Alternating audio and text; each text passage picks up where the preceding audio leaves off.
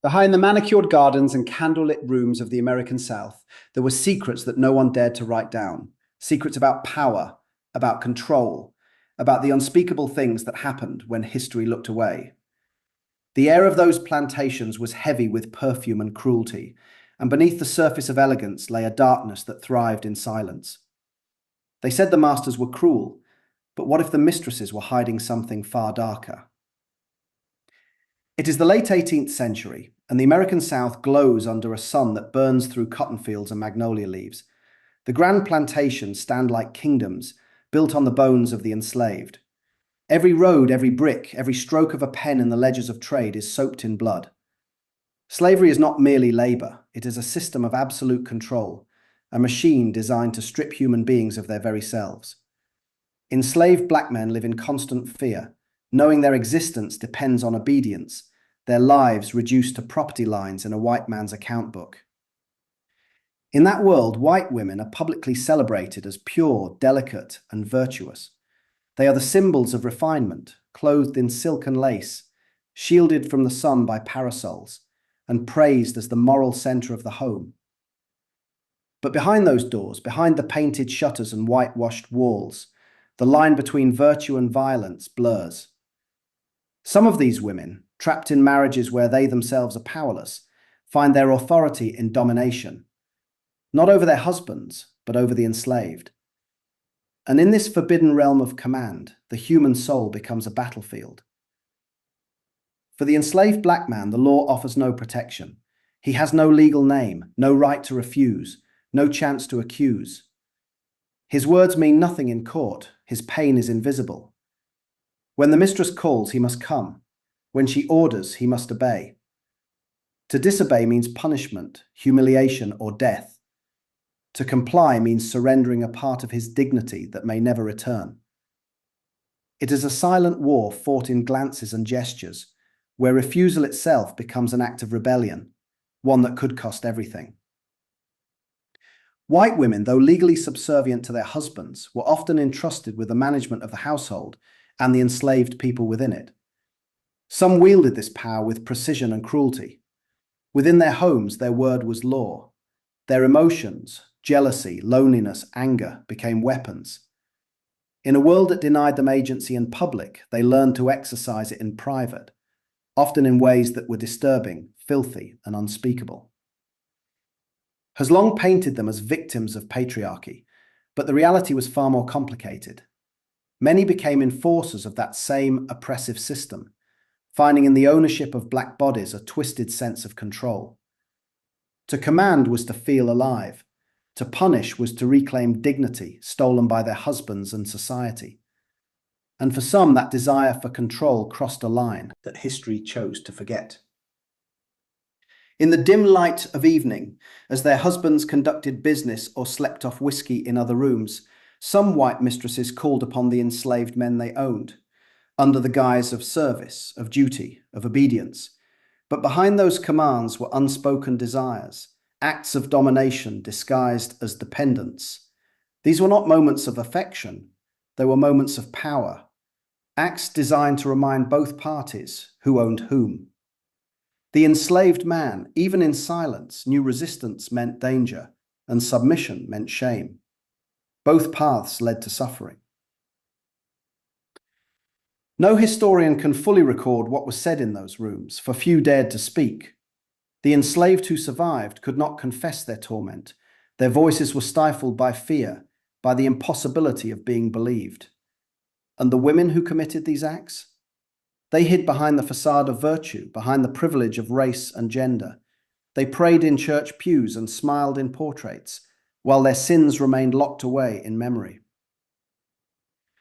When a society gives unchecked power to the powerless over the even more powerless, one historian would later ask, what kind of monsters are created? The answer lies not in numbers or records, but in the scars of silence passed down through generations.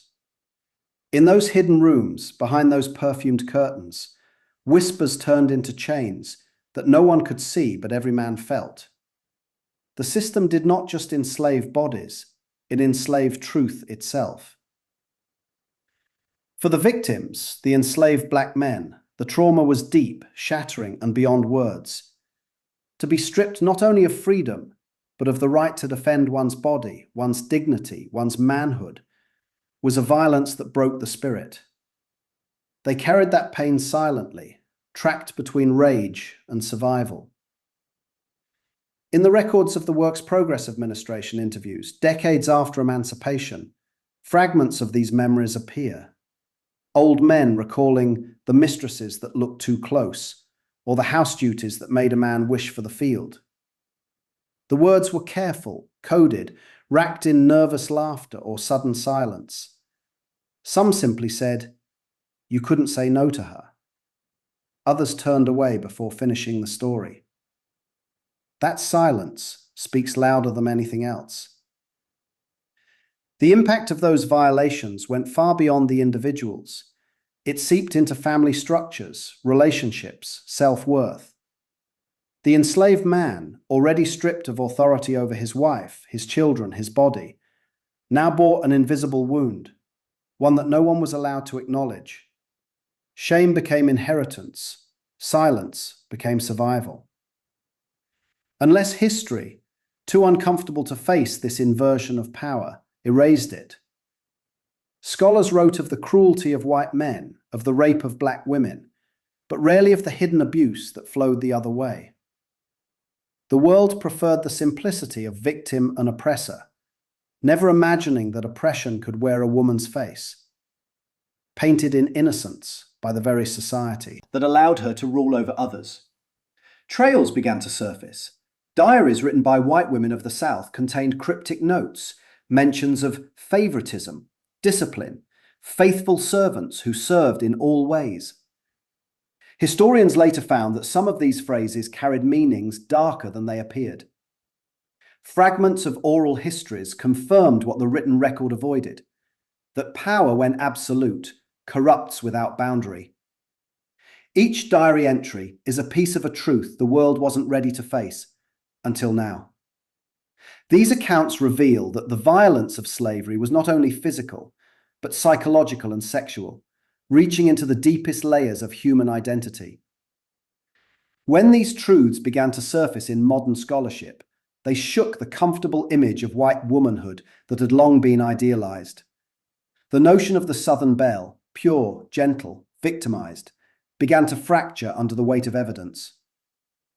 Historians like Deborah Gray White and Stephanie Jones Rogers challenged the myth, showing that white women were not passive observers of slavery, but active participants and beneficiaries. Some were perpetrators of abuse, wielding emotional and bodily control in ways that were both terrifying and deliberate. Community faced this reality. Descendants of both the enslaved and the enslavers began to ask new questions. What does it mean to carry the blood of both the victim and the abuser? How do we reconcile histories that contradict the moral stories we've been told? Art, literature, and scholarship began to speak where silence had lived. Paintings of faceless women and broken chains. Poems that whispered of men who could not say no. Novels that dared to imagine the inner lives of those who suffered beneath layers of power and shame. For centuries, these men were remembered only as laborers, fighters, or rebels, never as survivors of a silence deeper than chains. The truth is that they bore a trauma that history refused to acknowledge, one that haunted the psyche of generations. It is a wound that bleeds through time, shaping how identity, masculinity, and memory are carried in Black culture today. The truth is rarely clean. It does not arrive in neat lines or polite phrases. It drags itself through the mud of memory, trembling but undeniable. When we look back at the hidden relationships between white mistresses and enslaved black men, we are forced to stare into a mirror that reflects not just individual cruelty, but the disease of power itself. In that mirror, we see a system that corrupted everyone it touched, men and women, enslaved and free, victims and perpetrators alike. Why did it happen? The answers are tangled in the roots of race and patriarchy. White women lived under the rule of white men. They were told what to wear, what to say, whom to love, and how to behave. They were taught that their value lay in obedience and purity. Yet they were given absolute authority over enslaved people, human beings who could not disobey, could not speak, could not defend themselves.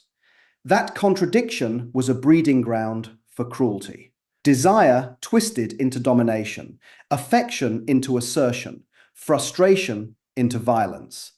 The system taught them that to feel powerful, one must control someone else. Neo-racist ideology made it easy to justify.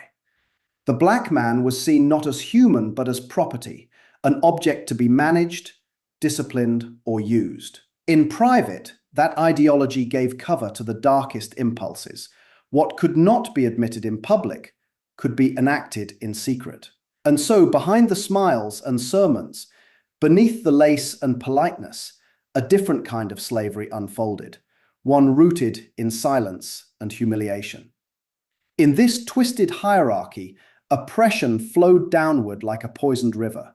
The white woman, oppressed by her husband's authority, poured her resentment into the only place she held power, over the enslaved. She could scold, strike, or command.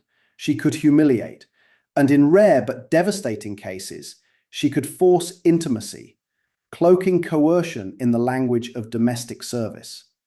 When oppression trickles down, cruelty takes on a new face, one that smiles in daylight and hides behind lace curtains at night. The enslaved men who suffered this violence were caught in an impossible trap. Society labeled them dangerous and hypersexual, yet they were utterly powerless to consent or refuse. Their bodies were both feared and desired, controlled and exploited. To speak out meant death. To remain silent meant living with the weight of unspoken violation. That silence became their inheritance, passed down like an invisible scar. For decades after emancipation, few dared to tell this part of the story.